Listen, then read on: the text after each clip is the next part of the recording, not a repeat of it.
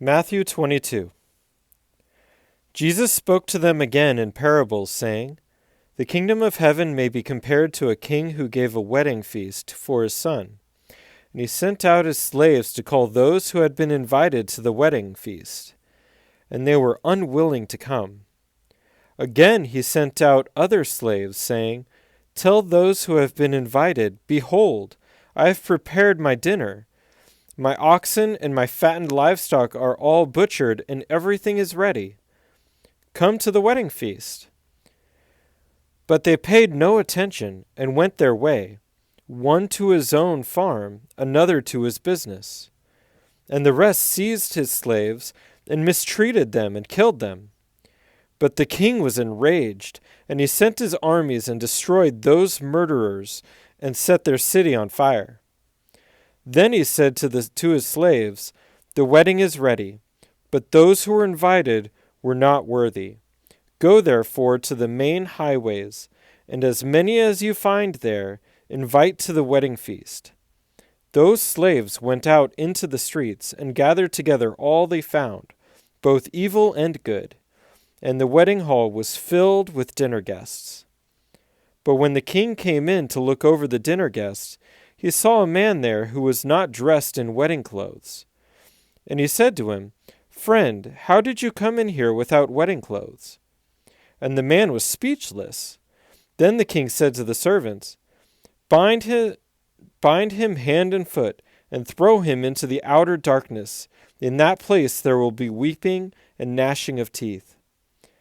For many are called, but few are chosen.' Then the Pharisees went and plotted together how they might trap him in what he said. And they sent their disciples to him, along with the Herodians, saying, 'Teacher, we know that you are truthful and teach the way of God in truth, and defer to no one, for you are not partial to any. Tell us then, what do you think? Is it lawful to give a poll tax to Caesar or not?' And Jesus, perceiving their malice, had said, 'Why are you testing me, you hypocrites? Show me the coin used for the poll tax.' And they brought him a denarii. And he said to them, 'Whose likeness and inscription is this?' They said to him, 'Caesar's.' Then he said to them, 'Then render to Caesar the things that are Caesar's, and to God the things that are God's.' And hearing this, they were amazed, and leaving him, they went away.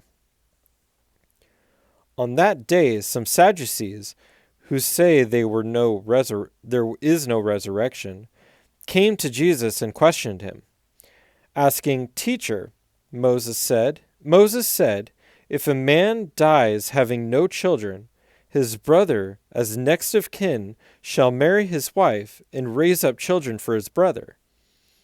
Now there were 7 brothers with us, and the first married and died, and having no children left his wife to his brother. So also the second, and the third, down to the 7th. Last of all, the woman died. In the resurrection, therefore, whose wife of the 7 will she be? For they have all married her.' But Jesus answered and said to them, 'You are mistaken, not understanding the Scriptures nor the power of God. For the resurrection they neither marry nor are given in marriage, but are like angels in heaven. But regarding the resurrection of the dead, have you not read that was spoken to you by God? I am the God of Abraham, and the God of Isaac, and the God of Jacob. He who is the God of the dead, but of the living, who is not God of the dead, but of the living.' When the crowds heard this, they were astonished at his teaching. But when the Pharisees heard that Jesus had silenced the Sadducees, they gathered themselves together. One of them, a lawyer, asking him a question, testing him, 'Teacher, which is the great commandment of the law in the law?' And he said to him, 'You shall love the Lord your God with all your heart, and with all your soul, and with all your mind. This is the great and foremost commandment. The second is like it. You shall love your neighbor as yourself. On these two commandments depend the whole law and the prophets." Now while the Pharisees were gathered together, Jesus asked them a question. "What do you think about the Christ? Whose son is he?" They said to him, "The son of David." And he said to them, "Then how does David, in the Spirit, call him Lord, saying, 'The Lord said to my Lord, sit at my right hand, until I put your enemies behind your feet'? If David then calls him Lord, how is he his son?" No one was able to answer him a word, nor did anyone dare from that day on ask him another question.